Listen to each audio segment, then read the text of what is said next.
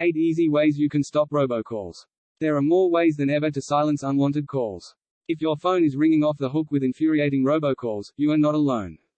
Around 50.5 billion robocalls were made in 2021, according to Umail, an app that blocks robocalls.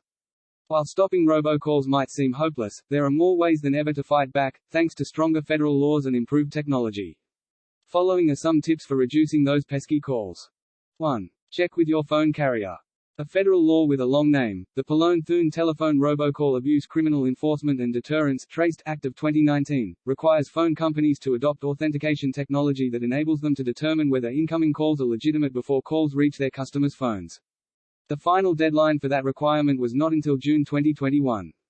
But even before the Traced Act became law, some major phone carriers had introduced free anti-robocall features or were working on authentication technology.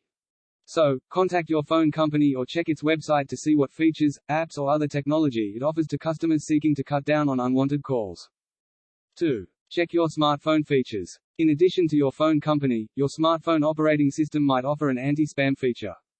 For example, certain Android devices offer call screening as well as caller ID and spam protection. Some Apple iOS devices offer a feature called Silence Unknown Callers, which enables you to send spam calls directly to voicemail, as we detail in A Simple Way to Silence Robocalls Today. 3. Use a third-party app. If you're unhappy with the anti-spam call options that your phone carrier or smartphone operating system offers, consider looking into third-party apps. One of those apps, RoboKiller, even lets you get revenge on telemarketers by tying up their phone lines with mindless chatter from answer bots. 4. Don't answer calls from unfamiliar numbers. Don't answer calls from phone numbers you don't recognize. If you accidentally or unthinkingly answer, hang up immediately if the call sounds like telemarketing. If the caller happens to be legitimate, they can always leave a message. If the caller hangs up after one ring and you don't recognize the number, don't call back. It could be what's known as a one-ring scam. 5. Keep your number to yourself. You know how businesses and websites ask for your phone number for just about any reason? If you don't have to give it, don't. The more you give out your number, the greater the chances that it will be sold to a third party. If you must provide a number, such as if an online retailer requires you to give one in order to place an order, consider giving a fake number. Money Talks News managing editor Carla Boscia has been doing this in such situations for years without issue, she says. 6. Watch out for spoofing. Spoofing is a practice that some unscrupulous callers use to disguise the phone number from which they are actually calling. The goal is to trick you into thinking someone else is calling so that you answer the phone. Be extra careful in weeding out these calls, which often come from scammers.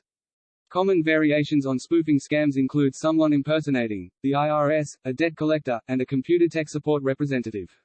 So, remember tip number 4, if you don't recognize the number, let the call go to voicemail. 7. Get on the Do Not Call Registry. Put your phone numbers on the Federal National Do Not Call Registry. It's free, and it will at least stop law-abiding solicitors. Just be aware that some organizations, including charities, political groups and debt collectors, are exempt and thus still can call you even if you are on the Do Not Call Registry.